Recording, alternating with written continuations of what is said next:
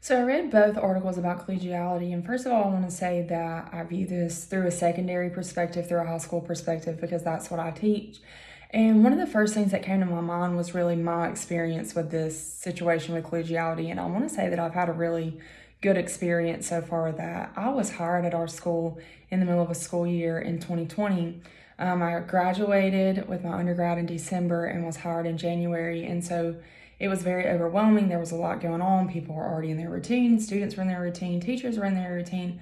But I'll never forget another English teacher came down the hall that day, my very first day, and gave me her extension and has helped me from then on. She pretty much held my hand through everything with planning. I had 4 preps at the time. She had taught pretty much everything at that point. Not only did she help me with planning, she helped me with, how do you handle this issue in the classroom? Because a lot of things that you learn in college, is hard to apply once you actually get in the classroom.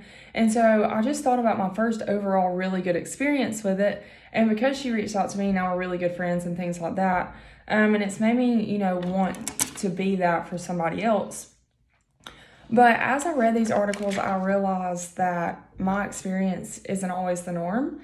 And it's not everywhere, that my experience isn't everywhere.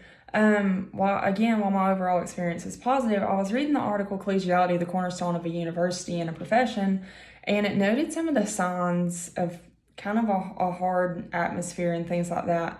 And so some of the ones that I noted was low morale and lack of collaboration and worn down faculty members and poor communication.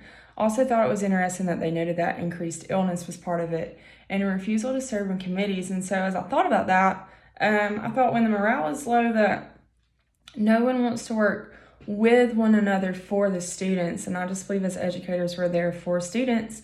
And when morale is low, we're not working together for their better. I always think that collaboration is key. Without collaboration, we're not on the same page about content. We're not on the same page about rules, procedures, even about students. There's a lot of times when we see a student, say I see a student struggling in my class, I'll pull up their schedule. Hey, who else do they have? Okay, are they struggling in their class? Is this an overall theme they have going on? Is there something going on with the student? Is it just my class? Things like that. So I just really believe that collaboration is key. Also found worn down faculty members to be really interesting, and it made me think about this past school year and just all the stress that came with it.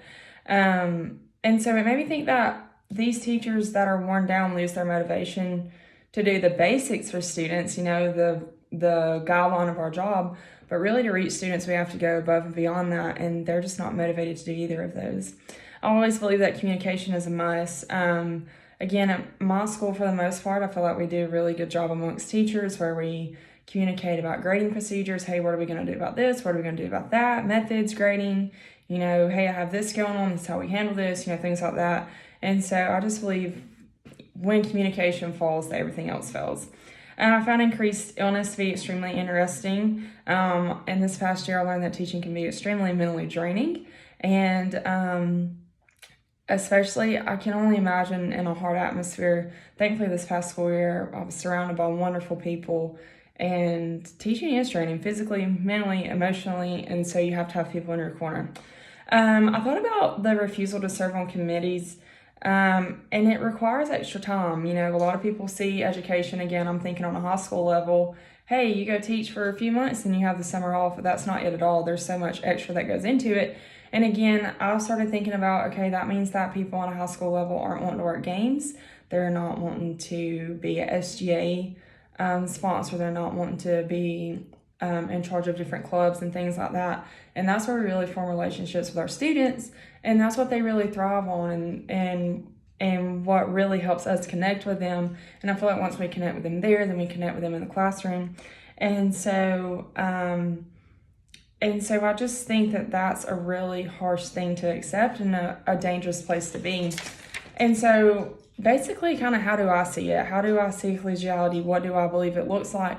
I believe that the purpose of being an educator, again, is doing everything we can to better serve our students. And I think that collegiality is the building blocks of that. Without my fellow coworkers, we don't accomplish anything if we're not on the same page. And I just think that we all must pull our weight to do our best and work together and always keep our students our goal. We may not always get along with a coworker, somebody may get on your nerves or whatever, but I just think that the most important thing is to keep our students our goal, to keep our students our main focus, and to work together to better for them.